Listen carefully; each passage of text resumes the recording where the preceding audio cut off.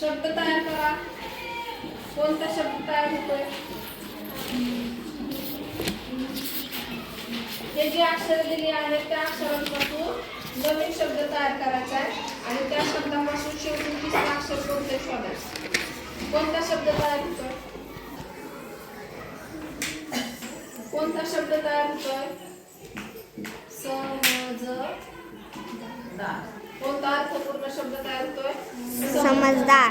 प्रश्न विचारला शेवटून तिसरं अक्षर कोणतं? कोणतं अक्षर आहे शेवटून तिसरं? ज. आता ह्याच्यामधल्या आपल्याला काय त्या कोणत्या त्रिकोणी संख्या आहेत? 1, 6, 10, 15, 28, 30, 36 आणि 25. किती झाल्या त्रिकोणी संख्या? 1, 2, 3, 4, 5, 6, 7. किती आल्या? 7. आता हा प्रश्न बघा 29 नंबरचा. या शब्दांच्या यादीत जोडाक्षर किती? जोडाक्षर विचारले. 1, 2, 3, 4, 5, 6, 7. 7 जोडाक्षर आहेत. किती? सी नंतर डी, बी नंतर सी, ए नंतर एफ. त्यामुळं हा वेगळा. अंडे, अळी, कोश आणि मादी वेगळा घटक काढायचा. बरोबर. अंडे, अळी आणि कोश त्या आपण अळीच्या अवस्था आहेत वाढीच्या, पण ही नाहीये. नर आणि मादी हा वेगळा घटक आहे. बरोबर का नाही? त्यामुळे ते वेगळं. ह्याच्यात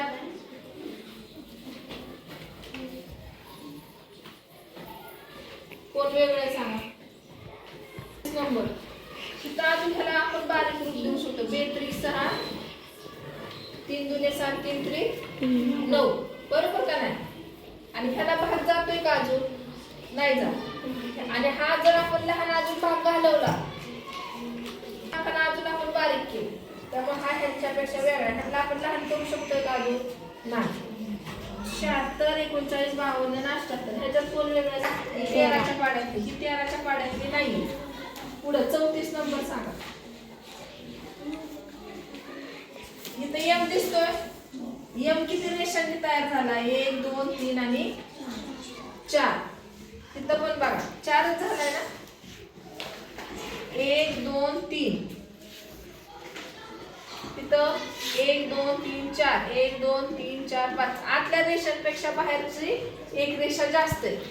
1 2 3 4 5, 1 2 3 4 5 6.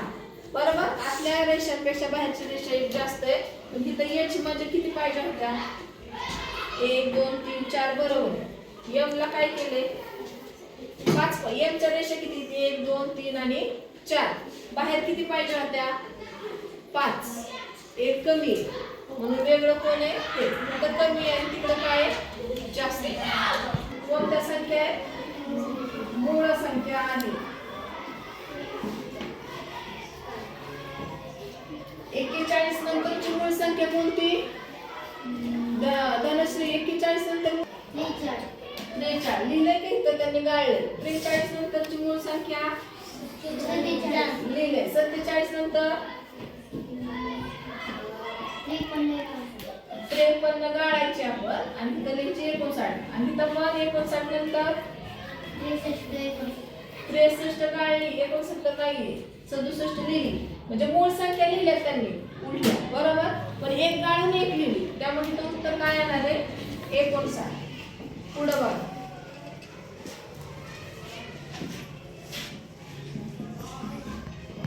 5 7. 5 मध्ये किती मिळवले? 2.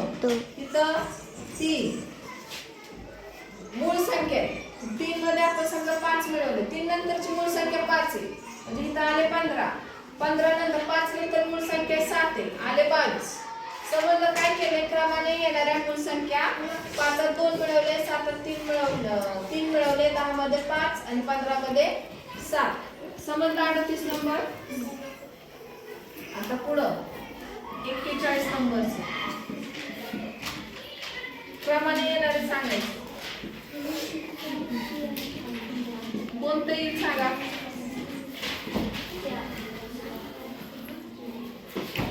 इथं दिसतंय 1 चा घन माहिती आहे का तुम्हाला? 1 चा घन 1. 1 चा घन 1. त्याच्यात 1 मिळवला. बरोबर. 2 चा घन किती? 8 मध्ये 1 मिळवला. पुढे 4 चा घन, सॉरी 3 चा घन, 27 मध्ये किती मिळवले? 1. आले का 28? 3 झाल्या 4 चा घन, 4 चोक 16, 16 चोक 64 आणि 1 65. काय उत्तर येणार तिथं? 65. पुढे बघा, भास्कर, आदित्य, दिनकर. सूर्याचे नाव आहेत का नाही समानार्थी? मग काय रे? सुधाकर, प्रभाकर, रजनीकांत का अश्विनी? कुठलं सूर्याचं नाव आहे? प्रभाकर. कोणतं आहे? समानार्थी शब्द आहे सूर्याचे. वारा, कागद, पर्वत. 43 नंबर. सगळे पुल्लिंगी शब्द आहेत. कसले शब्द आहेत? त्याच्यामध्ये तिथे येणार रे डबे. 43 ला काय येणार आहे? डबे. 45 बघा, 52, 74 आणि 63. कोणते येणार आहे विचार करा. वजाबाकी केली. 5 वजा 2 किती? वजाबाकी रे. 5 वजा 2 3. 7 वजा 4 3. 6 वजा 3 3. मग तिथं कोणाची आहे तशी? 9 वजा 6 3. म्हणजे इथं काय येणार आहे? 96. 46 नंबर. 2 चा वर्ग, 3 चा वर्ग, 5 चा वर्ग, 6 चा वर्ग. हा वर्ग आहे का? इथं 16 पाहिजे होतं म्हणून 12 हे चुकलेले.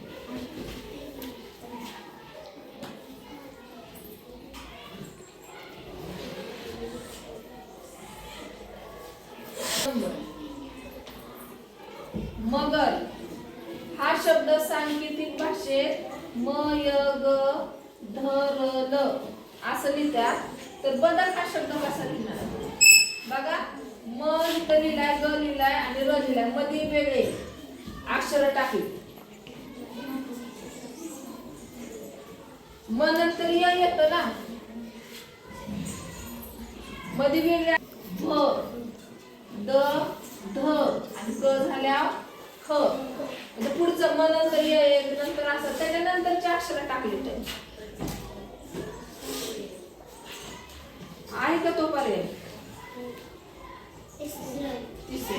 आता संख्या चिन्ह बघा. चिन्ह सांगा मला. फळा पुस्तक तोपर्यंत सांगा. प साठी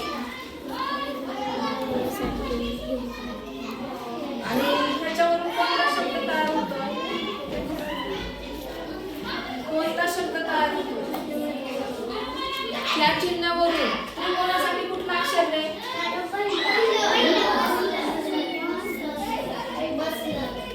मसलं. बरोबर.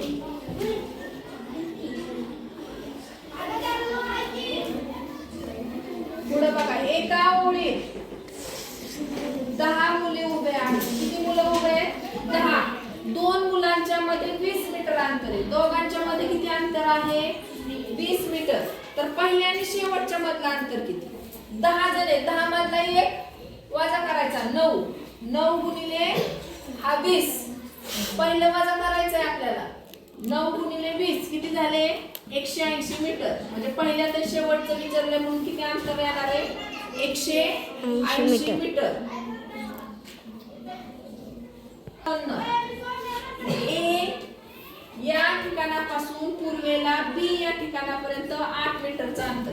समजा इथे ए पूर्वेला गेलो, किती मीटर अंतर आहे? बी 8 मीटर. इथं आहे पूर्व. बी पासून सी या ठिकाणापासून दक्षिणेला 10 मीटर अंतर. इथं 10 मीटर सी. इथं दक्षिणे.